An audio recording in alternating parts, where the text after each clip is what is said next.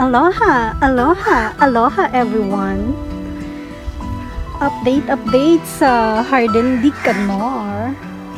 Yan, may nagbigay kay Canor ng new seats para sa mga pusa. Joke. It's not for the cats, but sila kasi yung lagi nag-i-stay dito. So, what to do? Mga stray cats. Salamat, Ate Sinaida. See, mga pusa to dogs. Tologski.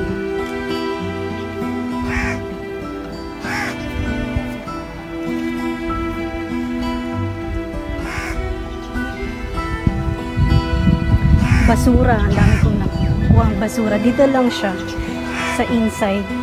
Yan sa mga inner side, hindi ko pa naayot. It's so gulo and I'm so tired na. Kaya hanggang dyan lang. Sa inner side lang. Aray, kinuskus ko. I don't know. Pag natuyo siya, I think medyo okay na siya. Okay? Then si Canor, yung kailangan na talaga niyang paayos talaga yung fence. Kasi bumabagsak na yung arko dyan, no? Tsaka yung bakod. Dahil sa bigat ng bougainvillea. Bougainvillea nga ba yun? Kaya ayan, naglagay siya neri. See? Nagkaroon tuloy ng sampayan. This is Mamshi Aura.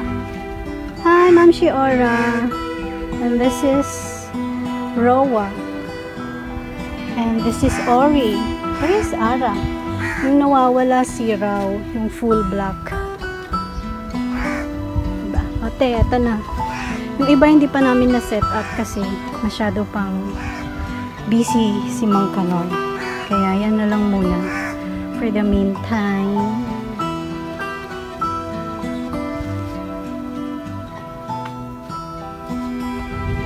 Pwede na kayo mag-ihaw ulit din eh.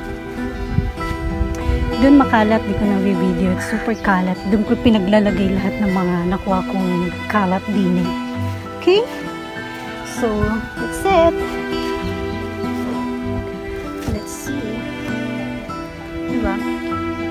Nadagdagan yung chairs. Ito kahit mga patungan na lang ng mga something pagka may bisita. Yan.